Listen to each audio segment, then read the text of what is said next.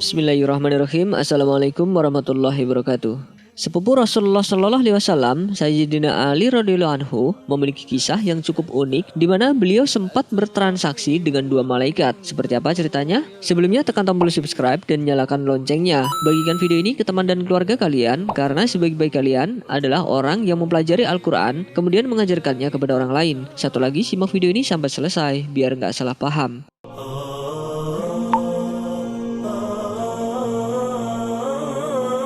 Dalam kitab Al-Aqtaf Ad-Diniyah diriwayatkan Ja'far bin Muhammad diceritakan bahwa Sayyidina Ali bin Abi Thalib harus mengunjungi rumahnya selepas bersilaturahim kepada Rasulullah Shallallahu Alaihi Wasallam. Di rumah itu Ali menjumpai istrinya Sayyidah Fatimah sedang duduk memintal benang wol, sementara Salman Al-Farisi berada di hadapannya tengah menggelar wol. Lelah usai melakukan perjalanan, Ali pun sempat bertanya kepada sang istri apakah ia memiliki makanan yang bisa disantapnya. Namun sayangnya sang istri justru berkata bahwa ia tidak memiliki apapun yang bisa disuguhkan untuk sang suami. Fatimah mengaku hanya memiliki uang sebanyak 6 dirham upah yang ia dapatkan karena telah memintal wol. Ali pun membawa uang yang diberikan Fatimah dan hendak untuk dibelikan makanan dari luar. Dalam versi kitab An-Nawadir disebutkan bahwa hari itu sudah 3 hari Hasan, Husain, Harith, Ali dan Fatimah belum makan. Sang istri pun menyuruh sang suami Ali untuk menjualkan kain yang dipunyanya ke pasar. Namun bukannya membawa pulang makanan, Ali justru datang dengan tangan kosong. Ali mengaku di perjalanan ia bertemu seorang pengemis. Tanpa pikir panjang, Ali langsung mendekat ke arah orang tersebut dan menyedekahkan seluruh uangnya kepada pengemis tersebut. Mendengar kejadian tersebut, tak bisa dibohongi, hati Fatimah sedih dan menangis. Namun alih-alih sedih, Fatimah dengan tegar menerima keputusan yang telah dilakukan suaminya itu. Maksud hati ingin menghibur diri, Sayyidina Ali pun kembali bergegas meninggalkan rumah untuk mengunjungi Rasulullah Shallallahu Alaihi Wasallam. Dan di saat pertengahan jalan, ia bertemu seorang Badui yang sedang menuntun onta. Orang Arab Badui itu menyuruh Ali untuk membeli untanya karena sudah tidak memiliki uang sepeser pun. Ali menolaknya. Namun orang Arab Badui itu memaksanya dan berkata Ali bisa membayarnya kapan saja. Setelah sepakat membeli unta seharga 100 dirham, Ali pun akhirnya menggeret unta walaupun harus berhutang. Namun selang tak berapa lama, Ali kembali bertemu orang Arab Badui lainnya di perjalanan. Orang Arab Badui itu pun menawarkan apakah unta yang dibawanya hendak dijual. Melihat kesempatan emas di depannya, Ali pun memutuskan untuk menjual untanya dengan harga 160 dirham. Namun ada versi lain yang menyebutkan bahwa orang Arab Badui itu membeli dengan harga 300 dirham. Transaksi pun akhirnya selesai. Terlebih lagi orang Arab Badui itu membayarnya dengan uang tunai. Setelah mendapatkan uang dari hasil penjualan unta, Ali pun mendatangi orang Arab Badui pertama yang ia temui untuk membayar hutangnya. Setelah Ali menyerahkan 100 dirham kepada orang Arab Badui, Ali pun langsung bergegas untuk pulang dan memberikan seluruh uang yang ia dapati ke istrinya Fatimah.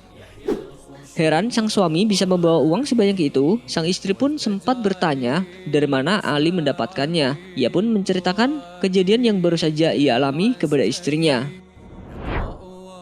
Setelah itu, Ali pun kembali bergegas untuk menemui sepupunya Rasulullah Shallallahu Alaihi Wasallam. Namun saat baru saja menginjakkan kaki di pintu masjid, Ali mendapat sambutan hangat dari Rasulullah Shallallahu Alaihi Wasallam. Rasulullah Shallallahu Alaihi Wasallam pun menjelaskan bahwa orang Arab Badui yang menjual unta merupakan malaikat Jibril alaihissalam, sedangkan orang yang membelinya adalah malaikat Mikail. Sedangkan unta yang dijualnya merupakan kendaraan Fatimah saat nanti di hari kiamat. Rasulullah Shallallahu Alaihi Wasallam bersabda, "Hai Ali, engkau diberikan 3 hal yang tidak diberikan kepada selain engkau, yaitu istri yang nantinya yang menjadi ratu wanita surga, 2 putra yang nantinya menjadi kepala pemuda surga, dan mertua yang menjadi tuan para utusan Allah. Oleh karena itu, bersyukurlah kepada Allah Subhanahu Wa Taala atas segala yang diberikan kepadamu dan memujilah kepadanya atas segala kebaikan yang Allah berikan kepadamu." Dari kisah yang dialami oleh Sayyidina Ali, kita bisa menyimpulkan bahwa jika kita dengan tulus menolong sesama, nantinya dipastikan akan mendapatkan balasan berkali lipat. Tak hanya itu, kisah ini juga meluruskan bahwa bersedekah tidak memiskinkan seseorang, melainkan bisa membuka pintu rizki dari Allah Subhanahu wa taala dengan cara hingga hasil di luar dugaan. Wallahu a'lam bishawab. Wassalamualaikum warahmatullahi wabarakatuh.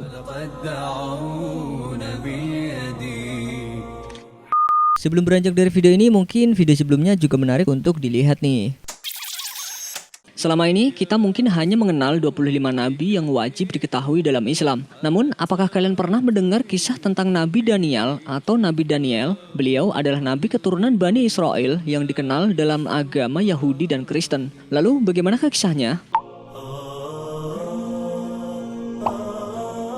Secara garis keturunan, Nabi Daniel merupakan anak cucu dari Nabi Daud alaihissalam yang hidup sekitar 620 sampai 538 sebelum Masehi. Dalam perjalanan hidupnya, Nabi Daniel merantau dari kota asalnya yaitu Palestina dan dibawa oleh Raja Babilonia. Setelah Babilonia ditaklukkan Imperium Persia, ia pun berpindah ke wilayah kekuasaan Cyrus.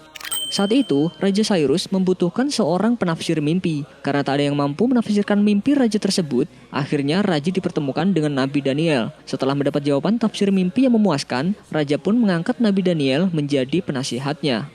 Tapi sayang, karena jabatannya itu, banyak pejabat kerajaan lain yang iri dan terus memfitnah Nabi Daniel. Hingga suatu hari, sang raja berhasil dihasut dan Nabi Daniel harus dijebloskan ke dalam lubang yang berisi singa-singa buas. Di dalam lubang itu terdapat 2 ekor singa kelaparan yang siap menerkam. Saat itu Nabi Daniel tetap sabar dan terus meminta pertolongan kepada Allah Subhanahu wa taala. Lalu, apa yang terjadi kemudian? Ajaib, saat Nabi Daniel dilempar ke dalam lubang itu, singa-singa tersebut membungkam mulut mereka dan berubah menjadi hewan yang patuh. Setelah beberapa hari Nabi Daniel dikurung bersama singa, ia tetap selamat, namun ia sangat kelaparan. Melihat hal itu, Allah pun memberi pertolongan dengan memberi wahyu kepada nabi lain, yaitu Yeremia yang berada di Yerusalem, agar menyiapkan makanan untuk Nabi Daniel. Tapi Nabi Yeremia kebingungan karena lokasi ia tinggal sangat jauh.